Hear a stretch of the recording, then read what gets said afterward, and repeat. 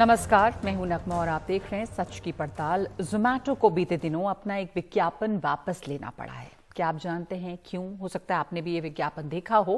Company ने दावा किया कि उसने ये विज्ञापन बहुत ही नेक नियत के साथ बनाया था और विज्ञापन का मकसद लोगों में पर्यावरण के प्रति जागरूकता पैदा करना था और जिसे कचरा माना जाता है उसके फिर से इस्तेमाल की ओर यानी रिसाइकलिंग की ओर ध्यान दिलाना था। लेकिन इसके लिए उसने जो तरीका अपनाया वो बहुत सारे लोगों को बहुत बुरा लगा। जोमैटो कचरे की उपयोगिता दिखाना चाहता था। इसके लिए उसने फिल्म लगान के किरदार कचरा को चुन लिया। फिल्म में कचरा एक अनुसूचित जाति का दयनीय पात्र है। कचरा का अभिनय करने वाले कलाकार इस विज्ञापन में भी कचरा के रूप में आए। जब ये एड आया तब भी कई लोगों ने, जब फिल्म आई थी तब भी कई लोगों ने कचरा के किरदार पर एतराज जताया था। लेकिन जोमैटो के इस व्यावसायिक इस्तेमाल को लेकर सवाल और भी बड़े होते गए। फिल्म में कचरा अनुसूचित जाति के किरदार का नाम भर था, लेकिन विज्ञापन में उसे वास्तविक कचरे का पर्याय बना दिया गया। जाहिर है बनाने वालों का ध्यान इस बात पर नहीं गया कि इससे कुछ लोगों की भावनाओं को ठेस पहुंच सकती है। विज्ञापन आते ही हंगामा हुआ। कई जानी मानी शख्सियतों ने, जिनमें कला और फिल्म से जुड़ी हस्तियां भी शामिल रहीं, इस विज्ञापन की सख्त आलोचना की। मसलन फिल्म मसान के निर्देशक नीरज घेवाड़ ने ट्वीट किया, लगान का कचरा सिनेमा में दलितों का सर्वाधिक अमानवीय मूक चित्रण था। जोमैटो ने उस चरित्र का इस्तेमाल किया और एक घृणित जातिवादी विज्ञापन तैयार किया। एक मानवीय स्टूल, क्या आप गंभीर हैं? बेहद असंवेदनशील। जब विवाद हुआ तो जोमैटो ने विज्ञापन वापस ले लिया। उसने माना कि उसे गलती हो गई। जोमैटो ने ट्वीट किया कि विश्व पर्यावरण दिवस पर हमारा इरादा प्लास्टिक कचरे की संभावनाओं के प्रति जागरूकता फैलाना यानी कि रिसाइकलिंग के लिए जागरूकता फैलाना और एक सहिष्णु ढंग से इसकी रिसाइकलिंग के फायदे बताना था। अनजाने में हमने कुछ लोगों और समुदायों की भावनाओं को चोट पहुंचाई। हमने ये वीडियो हटा लिया है। तो जाहिर है कि जातिवाद की चुभन हमारे समाज में जिन तबकों तक जाती है उन्हें ही ख्याल आता है कि कहां से कैसी सूक्ष्म मार वो अपनी पीठ पर झेल रहे हैं। अब अनुसूचित जाति आयोग ने इन खबरों का स्वतः संज्ञान लेते हुए जोमैटो को नोटिस जारी किया है। जोमैटो ने यहां भी यही जवाब दिया है, अपने विज्ञापन के लिए माफी मांग ली है उनसे भी जिनकी भावनाओं को ठेस पहुंची। तो सच की पड़ताल में हमारा सवाल आज ये है कि जोमैटो के विज्ञापन पर उठा विवाद और अनुसूचित जाति आयोग का नोटिस, क्या हम जातिगत भेदभाव से अभी तक ऊपर नहीं उठ पाए हैं? आप इस पर क्या सोचते हैं? आपके पास विकल्प हैं, हाँ नहीं और कह नहीं सकते। जो हमारा सवाल है उस पर आप अपनी राय हमें भेजिए। ब्रेक के बाद दिखाएंगे सच का मीटर। और आज इस पर बातचीत के लिए हमारे साथ बेहद खास मेहमान हैं अनुसूचित जाति आयोग के अध्यक्ष श्री विजय सांपला। धन्यवाद आपका हमारे साथ जुड़ने के लिए। तो आयोग जो है national commission for scheduled caste, उसने जोमैटो को भी नोटिस भेजा है, यूट्यूब को भी ये विज्ञापन पर नोटिस भेजा गया है और आप लोगों ने उस पर फॉरेन एक्शन टेकन रिपोर्ट देने की बात कही है। तो कोई इसकी कोई समय सीमा है? किस तरह की आपत्ति इस पर जताई गई है? ऐसे है कि जैसे हमने नोटिस हमारे ध्यान में आया है, क्योंकि ये मीडिया में छाया हुआ था और कुछ सोशल मीडिया में भी आया, कुछ दूसरे चैनल्स में भी आया छोटे, और उसके बाद हमारे पास ध्यान में लाया गया तो हमने ये नोटिस दिया है। और उसमें नोटिस हमने दिया है सीपी दिल्ली को, क्योंकि दिल्ली का मैटर हमारे ध्यान में आया है, और इसमें हमने जोमैटो को भी दिया है और यूट्यूब को भी। इन सबको हमने नोटिस दिया और उसमें हमने ये तुरंत प्रभाव से उनसे जवाब मांगा है। ये नहीं है कि 10-15 दिन में, कि रिटर्न फैक्स में भी हम उनको बोला तुरंत प्रभाव से जो है वो जवाब सबमिट करें। इसमें कोई समय सीमा नहीं, जल्द से जल्द जैसे भी आपको नोटिस मिलता है आप जवाब सबमिट करें, ये हमने कहा है। और उसमें सीपी को भी कहा है और उसमें यूट्यूब से भी मांगा है और उसमें जोमैटो से भी इसने जवाब तलब की है हमने। तो इसमें जवाब तलब किया गया है और आप कह रहे हैं कि ये भी है कि फौरन जवाब दें, लेकिन ये जो एड विज्ञापन था जिसकी वजह से जोमैटो ने फिर अपना एड वापस लिया, नोटिस दिया गया, इसमें वो कहते हैं कि हमने तो बहुत ही एक एनवायरनमेंट के लिए, जागरूकता के लिए ये ऐड बनाया था और अनजाने में शायद ये हो गया गलती। तो इससे क्या लगता है कि पहले से ही कहीं एक मानसिकता ऐसी है, कुछ पूर्वाग्रह हैं मार्केटिंग कंपनियों के और एक समाज के एक हिस्से के लिए एक हीन भावना दिखती है? देखिए, ये कहीं भी एक किसी मानव को खड़ा करना और उसका करैक्टर वो दिखाना जिसमें वो पहले ही किसी न किसी कम्युनिटी से वो जो है उसका शामिल रहा, उसको दिखाया गया है, और एक कचरे के रूप में उसको प्रोड्यूस करना, क्योंकि वो करैक्टर फिल्म में काम किया और उसको कचरे के रूप में करना, ये तो कहीं भी सिद्धांतक और मानवता का के प्रति कहीं भी कोई संदेश नहीं होता। अगर आपने कोई करना था तो और बहुत से तरीके थे, मगर किसी मानव को मेज बनाना, किसी मानव को स्विच बनाना और कहीं उसको रिसाइकलिंग का काम करना, तो ये उस करैक्टर को ही विशेष रूप से दिखाना वो गलत था।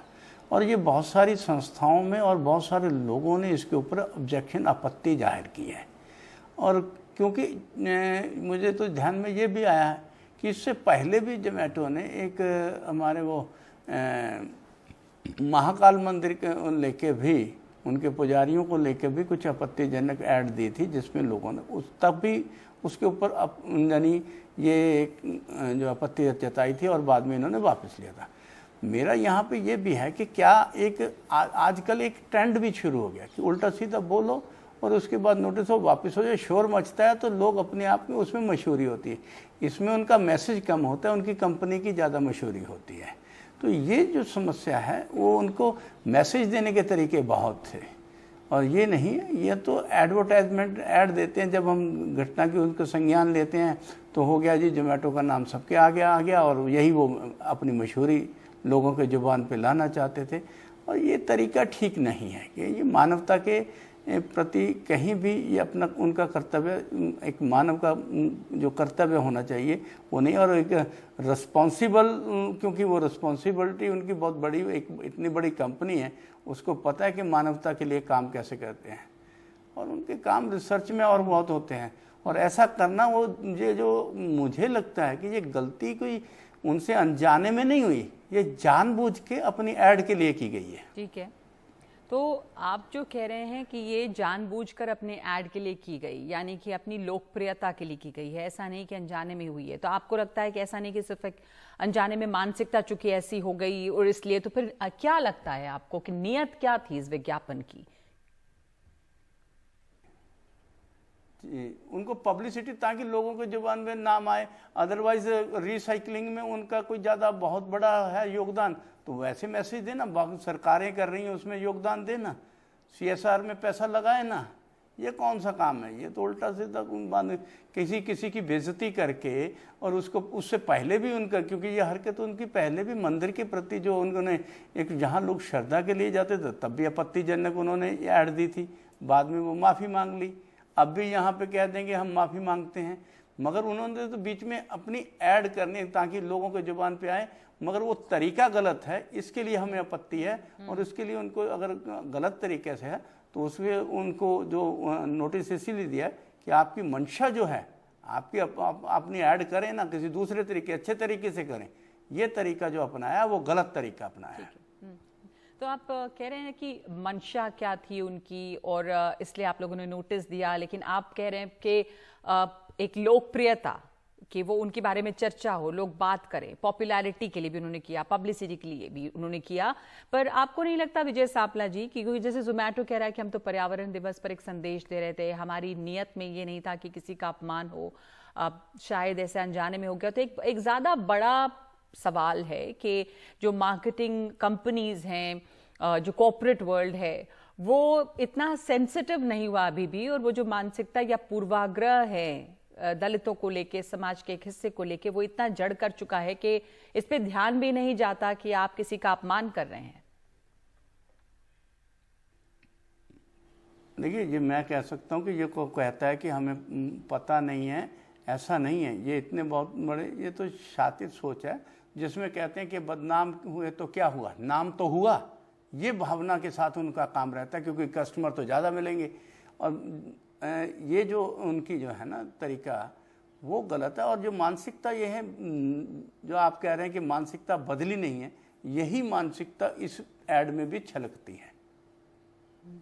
तो यही जो मानसिकता है, और आपने कहा कि लोकप्रियता के लिए भी ऐसा करते हैं, उसके बाद माफी मांग लेते हैं फिर कि चलिए कुछ हो गया अब हम माफी मांग लेते हैं, तो यहाँ पर भी वैसा ही हो रहा है। तो अब इस नोटिस तो दे दिया गया, वो फिर माफी मांग रहे हैं, तो क्या आगे इस पर होगा फिर? नहीं, इसीलिए हमने अभी क्या होगा क्या नहीं होगा ये बाद में बताएंगे। अभी हमने पुलिस कमिश्नर को भी इसके लिए नोटिस दिया, उनसे भी जवाब तलबी की है। हमने यूट्यूब से भी, क्योंकि उनके ऊपर यहाँ आपत्तिजनक वीडियो डाली गई है, और हमने जोमेटो को भी इसके लिए नोटिस दिया है। और ये सब हमने उन सब के करने के बाद ही हम उनका जो आगे उनका क्या रिएक्शन है उसके बाद ही हम ये तय कर पाएंगे कि इसके ऊपर क्या एक्शन बनता है।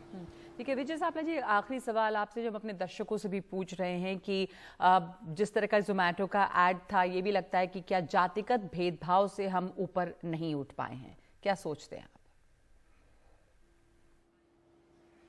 मैं ये तो नहीं कह सकता कि हम ऊपर नहीं उठ पाए। बहुत सारे लोगों में बहुत सारी चेतना और अवेयरनेस का जो आई है, मगर फिर भी कुछ लोग अभी भी आज भी उसमें कमज़ोर मानसिकता में जी रहे हैं, और कमज़ोर मानसिकता के लिए काम करते हुए ये समाज में कहीं ना कहीं ये असामाजिक कृत्य करते हैं, जिसके साथ कहीं ना कहीं बहुत सारे के लोगों को दिलों को ठेस पहुंचती है। और ये जो है निरंतर रुकने वाला जो काम होना चाहिए था, उसको लोग जितना हम उसके लिए सुधार करते हैं, सरकारें उसके लिए सुधार करती हैं, मगर कुछ लोग अपनी पॉपुलरिटी के लिए या कुछ गलत तरीके अपना के ऐसा गलत कर तरीका अपनाते हैं, वो गलत जो है उसके लिए हमें एतराज़ है, और इसी के लिए हमने नोटिस दिया हुआ है। जी, धन्यवाद आपका विजय सापला जी हमारे साथ जुड़ने के लिए। सच की पड़ताल में हमने अपने दर्शकों से भी यही सवाल पूछा है कि जोमेटो के विज्ञापन पर उठा विवाद और अनुसूचित जाति आयोग का नोटिस, क्या हम जातिगत भेदभाव से अब तक ऊपर नहीं उठ पाए हैं? तो आपका क्या इस पे कहना है, क्या सोच है? एक ब्रेक के बाद सच का मीटर।